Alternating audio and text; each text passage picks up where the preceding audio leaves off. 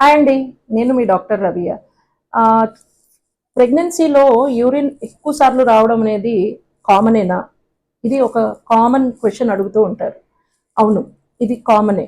First 3 months of ప్రెగ్నెన్సీలో ఎక్కువ సార్లు యూరిన్ వస్తూ ఉంటుంది. ఎందుకంటే హెచ్సిజీ హార్మోన్, ప్రొజెస్ట్రాన్ హార్మోన్ ఎక్కువ అవడం వల్ల మనకి ఎక్కువ యూరినేషన్ అనేది అవుతూ ఉంటుంది. అలానే 4th month దగ్గర నుంచి యుట్రస్ పెరుగుతూ ఉంటుంది, బేబీ పెరుగుతూ ఉంటుంది కదా. ఆ యూట్రస్ గర్భసంచి ముందు మనకి పాస్ సంచి ఉంటుంది. ఇది ప్రెషర్ పడడం వల్ల, ప్రెషర్ ఎఫెక్ట్తో కూడా మనకి ఎక్కువ యూరినేషన్ అనేది వస్తూ ఉంటుంది. ఇది కామన్గా జరిగే ప్రక్రియ.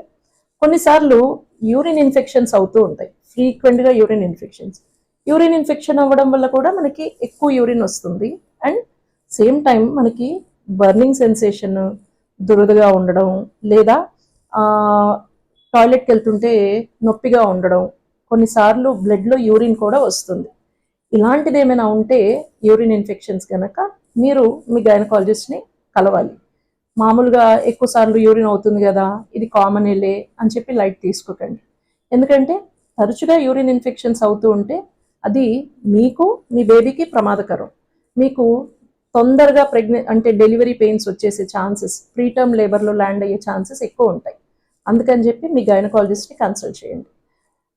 ఎక్కువ సార్లు యూరిన్ రాకుండా ఉండాలి అంటే అంటే మనం దీన్ని కొంచెం కంట్రోల్ చేసుకోవాలంటే కొన్నిసార్లు ఏమవుతుందంటే మనం దగ్గినా, తుమ్మినా, ఏమైనా బరువు లేపినా, ఎక్సర్సైజ్ చేసినా కూడా కొన్ని డ్రాప్స్ ఆఫ్ యూరిన్ పడుతూ ఉంటాయి. దీన్ని స్ట్రెస్ ఇన్కాంటినెన్స్ అంటారు.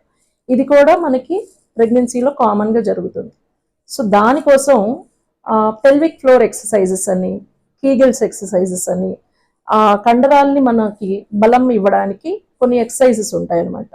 సో ఆ ఎక్సర్సైజెస్ చేసుకుంటూ రాత్రి టైంలో పడుకునేటప్పుడు 1 గంట ముందు వాటర్ ఎక్కువ తాగకుండా ఉండాలి.